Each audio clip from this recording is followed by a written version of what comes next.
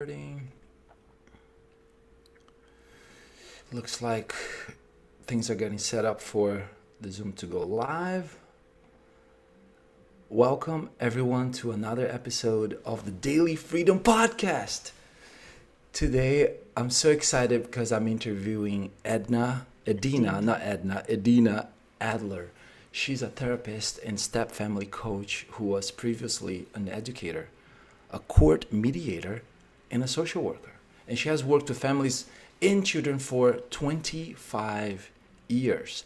The theme of today's podcast would be more love, less drama, creating step family success and lasting love with Edina Adler. Edina, welcome. Thank you so much for having me. You're very welcome. We met a couple months ago. I heard you speak, and I was touched. I was moved. I thought I became aware of a challenge in the world that I was not so aware. Will you Mhm. please speak to the challenge, and the solutions you bring to this world? Well, first of all, you're not alone. Most people are not aware. Can you hear me? Yeah. Okay. Sound was doing something funny. Most people are not aware that there are actually more step families in this country and possibly in the world at this point than there are first-time biological families. And it's also a much higher divorce rate than first-time families once people get remarried or repartnered and bring children from another relationship. And most of us think, well, the second time around, I'm going to get it right this time. I'm learn from all my past mistakes, and I'm not going to do that again. But the thing is, we have very different types of challenges and different types of mistakes in a second or step family. And I wasn't aware of all that for sure when I became a step parent over 13 years ago. And I had to learn the hard way and through trial and error. There wasn't a lot of support at the time. There were a few books out, but there still are not a lot of courses or any courses. There weren't any in my social work program. And I haven't seen much in the way of courses for therapists on step families. So there's still a real lack of information for what turns out to be an invisible majority. And something like 1 out of 3 children under the age of 18 lives in a step family. So that's a lot of kids who are affected by the fallout of a divorce or separation, which doesn't have to be a bad thing, but it often is not good for kids. Because parents, when they get divorced, they're still dealing with a lot of emotional stuff and turmoil, stuff that needs to be healed. And they don't have the bandwidth, at least for the first couple of years, to really focus on their kids' need for healing and processing the loss. It's a tremendous loss for kids when parents split up, even if the relationship wasn't the healthiest or the greatest. Kids still want that family unit. It feels safe, it feels comforting. And when it suddenly goes like that, they don't know what's coming next. They just in this state of confusion and fear and pain and loss and grief and all of these things that cause emotional turmoil for kids is not necessarily addressed, particularly when parents are still struggling with their own feelings, hard feelings. For the step family members listening, watching this right now, given the time that we have together, probably have 20 minutes together today, what are some things they can start becoming aware of so that they can start moving towards a healthy relationship with their new family members?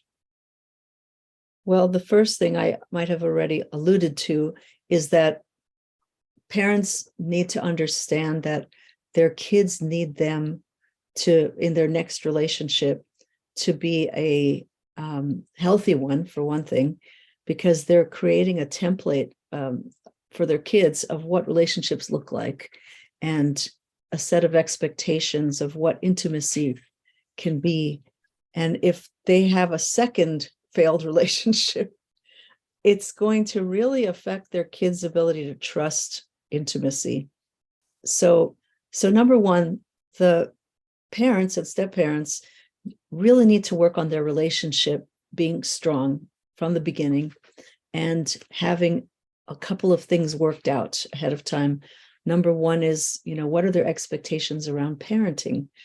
What kind of style of parenting do they have? And what are they willing to modify in themselves or in their expectations? Do you come from a background where parents were the disciplinarians? They said, do this or else. And then is your partner from a background where they're more like, whatever works, more laissez-faire? And you have to come to an understanding of the different styles of parenting and how they affect children, and come to an agreement.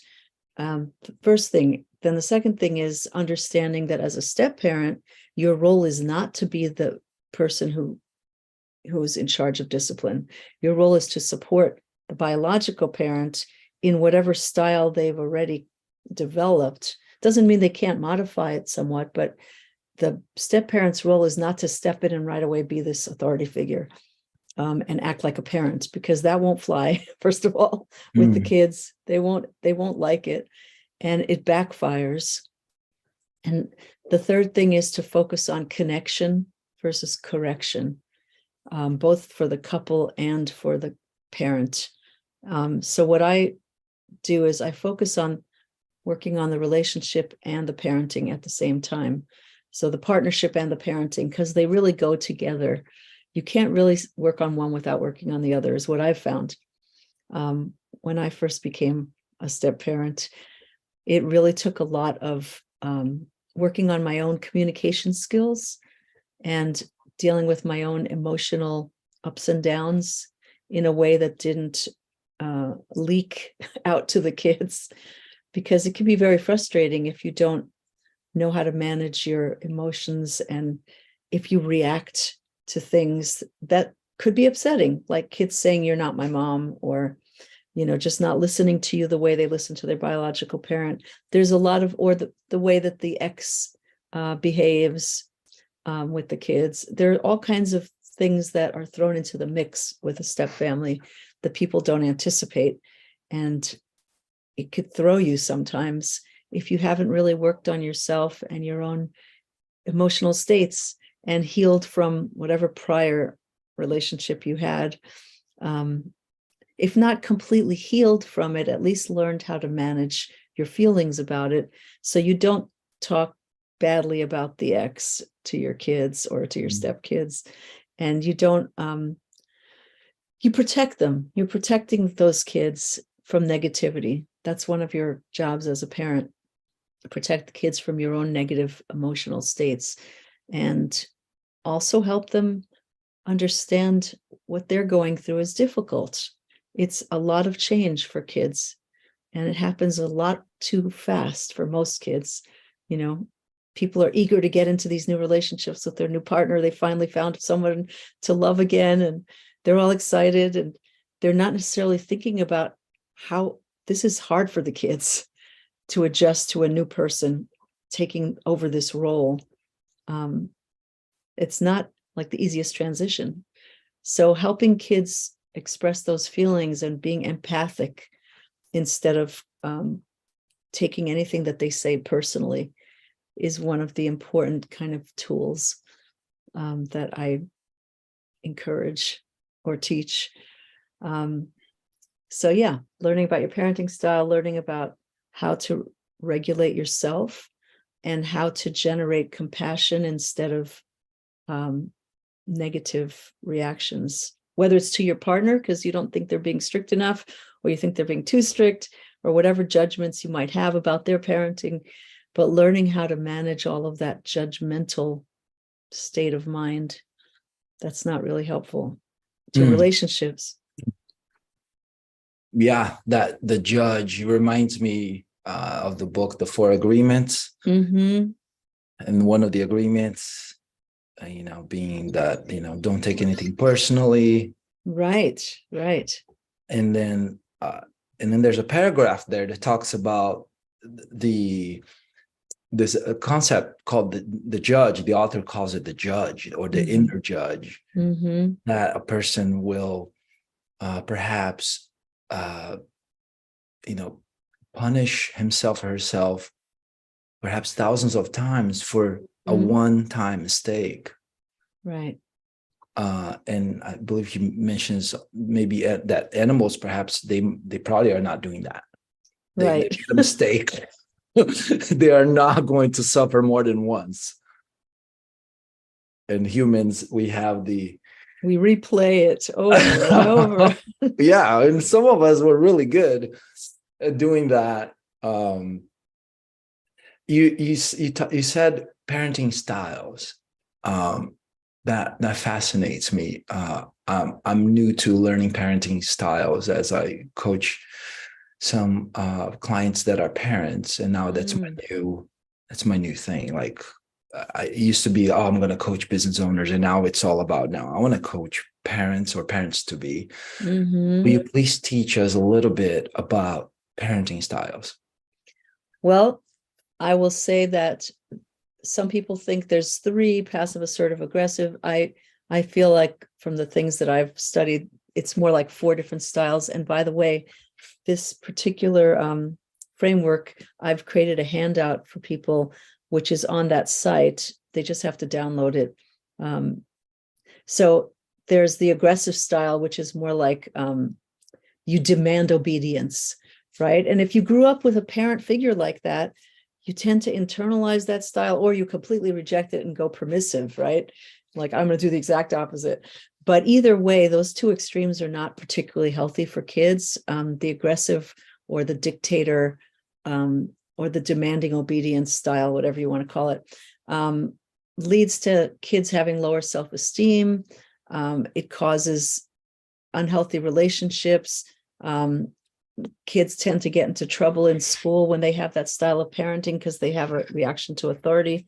But it's not there's 4 keys to look at. One is, how responsive is that style of parenting to the child's needs or emotions? How nurturing or empathic is it?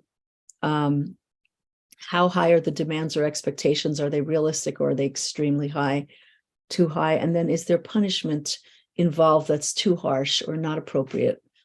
And if it's not appropriate, we tend to call it punishment. If it's appropriate, we tend to call it consequences. So there's the aggressive style, and then there's opposite end of that is the uninvolved. It's like, do whatever you want, I don't care, it's your problem, you get into trouble, that's your problem. That is also not very responsive, empathic, or nurturing, has very low demands or expectations, and doesn't have any punishment. So either of those 2 don't have a good outcome for kids when they've done long-term studies in terms of their social skills, their self-esteem, their academic performance, and their adult relationships. So you want to stay away from those 2 styles, especially as a step parent, but even as a parent. Oops. There we go. Yeah, keep going. I'm just sharing your website. Oh, yes. So you can go to free tips and download this handout, actually. Oh, there we go. Oh, this is cool. I love this website. Isn't it neat? It's actually called a digital business card. That's not my term, but you go to the free tips, and then you can download. Is that the right place? Yes, that should be the right place. Is it not working? There we go.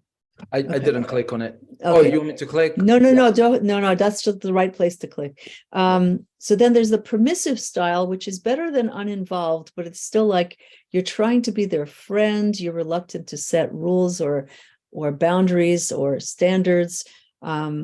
It's very responsive to kids' feelings, but it's empathic, but it's inconsistent. It says it's giving a mixed message, and it's not giving kids the structure that they need.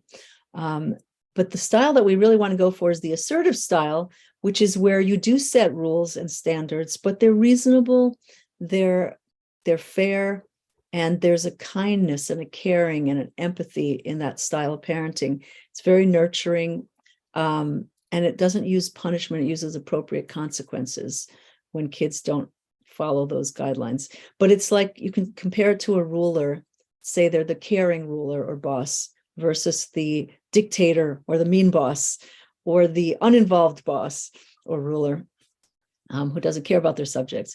So those are the styles of parenting that it's good for people to become aware of. Well, where did I learn my style from? You know, if you have a tendency to shy away from setting rules and sticking to them, probably means that wasn't something that was role modeled for you very well as a kid. So you're not really sure how to do that. You tend to be more comfortable with the style of parenting that you were brought up with. Maybe you had two different styles, which means you kind of go back and forth. You could flip back and forth between different styles. We usually have a mix of more than one, but people tend to want to mix the permissive style with the assertive style, or the permissive style with the aggressive style. And it's like very confusing for kids.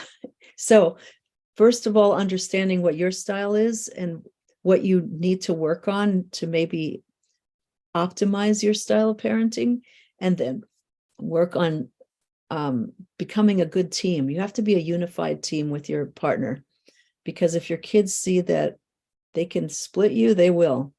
If they see that one parent is permissive and the other one is the dictator, they're going to go to the permissive one every time, you know?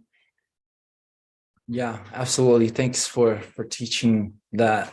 That's fascinating how I start seeing flashbacks of my childhood and in your explanation there, and even recently when I had a partner, and she had kids, and started one was 4, the other one was 12, and sometimes 12 is tough.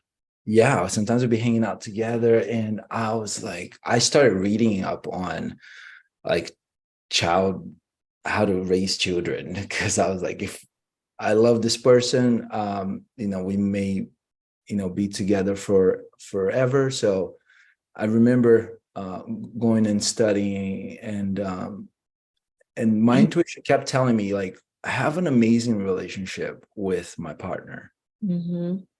and let my walk do the talk. But yeah, it's fascinating how the work you're doing. I had no idea that 1 in 3 children under the age of, was it 13? 18, under 18, the age of 18. That's a lot of kids. That's a lot of kids, yeah.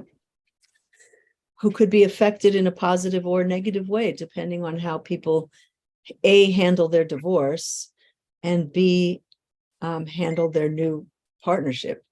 Because they're, that extra challenge of dealing with the ex and co-parenting and different rules at different houses. And then the step parent is going to naturally feel like an outsider sometimes, like they don't belong in this family somehow. That's a natural thing to feel at first. So there's this feeling of insider versus outsider to be aware of. I mean, there's a couple of dynamics to be aware of. One of them, the main one, is to have realistic expectations, to not expect this is going to be the Brady Bunch, right? And that everybody's going to love everybody from day one, and love will conquer all, because then you're going to be setting yourself up for a real disappointment. It takes about 2 years for the bonds to really start to solidify with stepkids and their step parents. So 2 years, sometimes more, 2 to 5 years on the average. But people expect it to be like immediate and to get the respect of their stepkids right away. And you really have to learn some tools of how to talk to kids so that they feel like you're really listening to them and not judging them, and how to come across in a way that is accepting and There are tools that you can learn that are called emotion coaching is one term for it. But positive parenting, there are a couple of different methods that I like, but they can be learned pretty quickly. And in fact, I have to mention that I'm going to be starting a group for step parents and their partners in April 20th. There will be information that isn't there yet on that site, but there will be in about a week. So if people want to check that out, or if they just want to download one of my free things on that site, I can email them more information. That's wonderful. Oh, I'm looking forward to learning more about this, because this is good, because the opportunity is so huge. The opportunity for help, to help, and also for people also to end relationships that are appropriate to be ended, so that knowing that there's a light at the end of the tunnel, that there's a better future, there are possibilities, instead of staying in relationships that right. So have that courage to complete the relationship. And one of my programs, it's the Better Breakup Solutions, or the Relationship Completion Agreement, which Great. 2 hours, a couple or a person can complete the relationship in a way they may feel better, happier, stronger, more fulfilled at the end of the relationship than during or at the start, because they're bringing the lessons with them, and the lessons are so valuable. Oh, this is great. I definitely have to talk to you about that some more.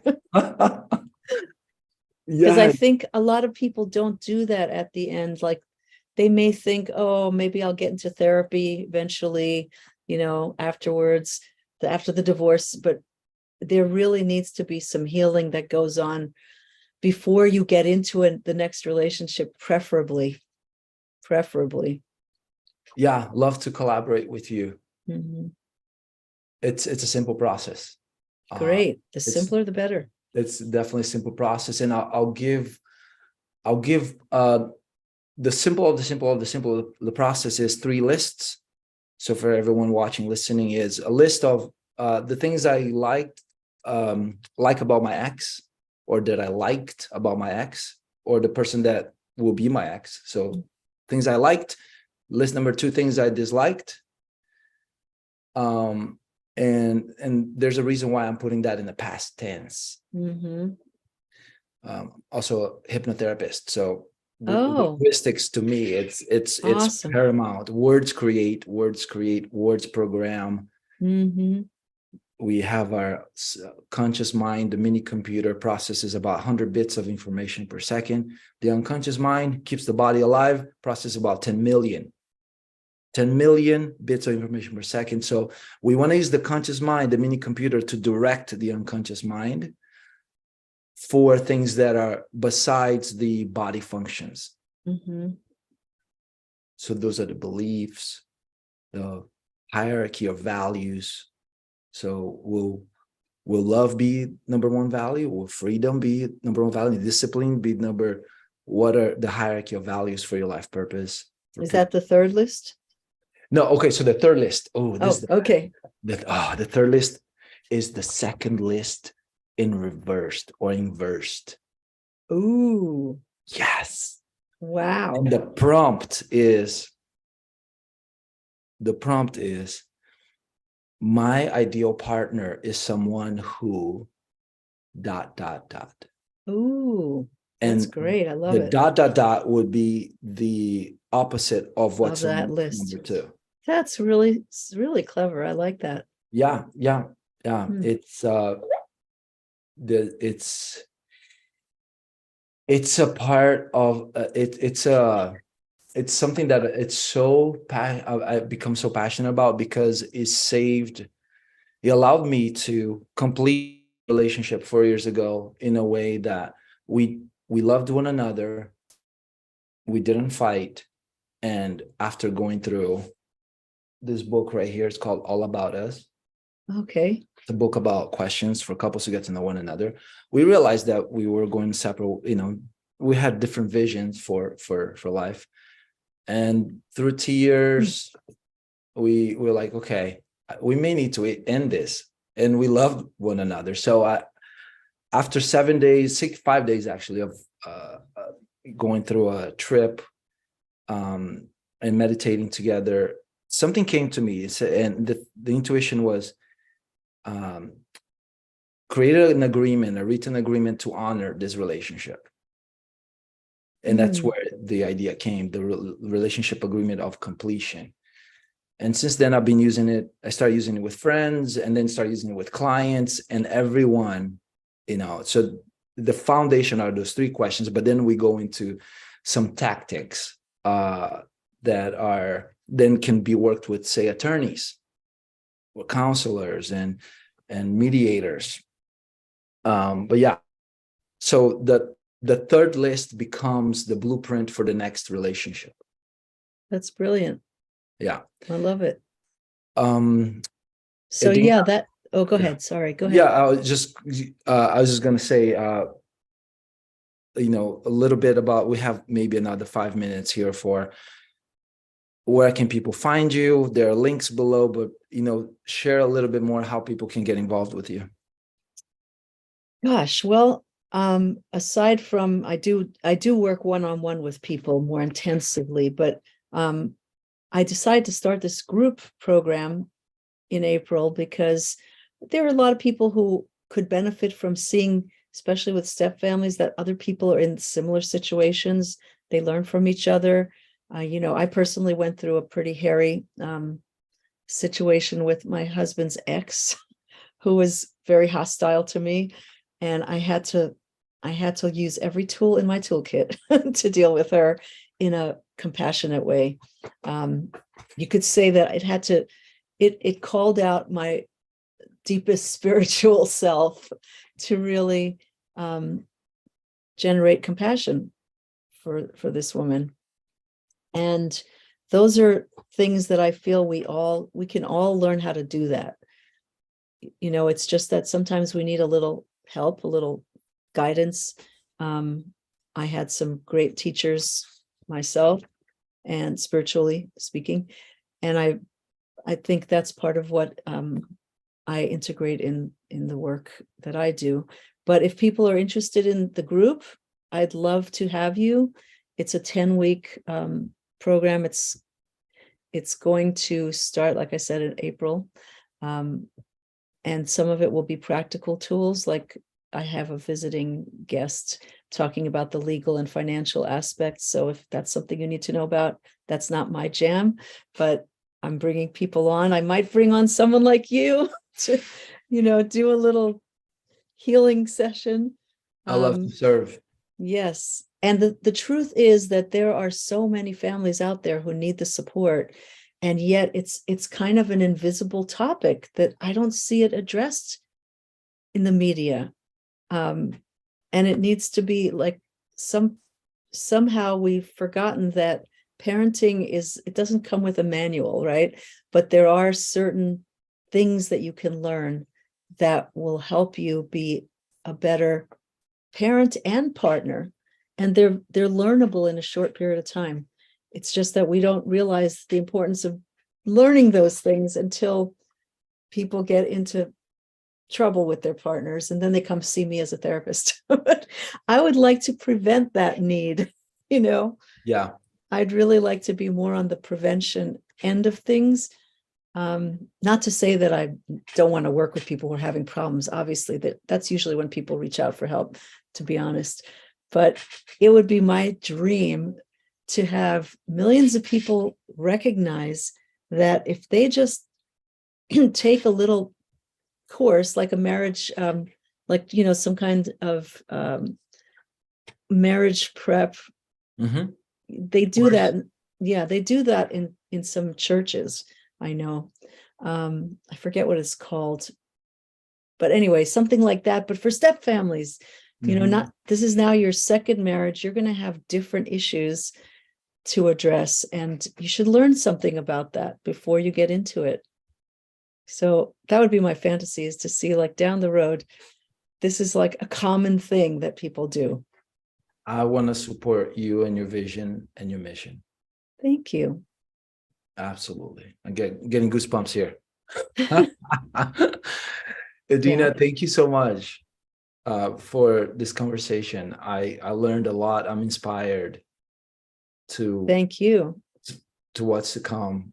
It's a message of hope, of emotional health, even spiritual health, which then trickles down to the physical health. And truly, if you can't see yourself working with a coach or a therapist, whether it's me or someone else, if you can't do it right now, go out and get Dr. Patricia Papernow's book on step families. Her latest one is called the Stepfamily Handbook. And that is has a lot of great exercises in it. So even that would be a step in the right direction to just learn some tools. I think there's a ring to step families, step in the right direction. Yes. Well, that's what the name of my course is, Stepping Up. Oh, there you go. Yeah. It's all on purpose. Okay. It's on purpose. But her book is the Stepfamily Handbook, and I highly recommend it. Cool. Thank you. Thank you so much, Edina. Folks, there you have it. You might want to, start over, listen to this again, watch this again. Links are below. Share, like, subscribe.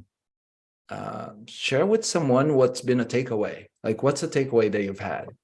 And then text or call someone or comment below. What's one takeaway? Something you're going to do that you've learned today. And sending you all love, freedom, and growth in your health, in your wealth, in your relationships. Thank you, Edina, one more time. Thank you And again. bye for now.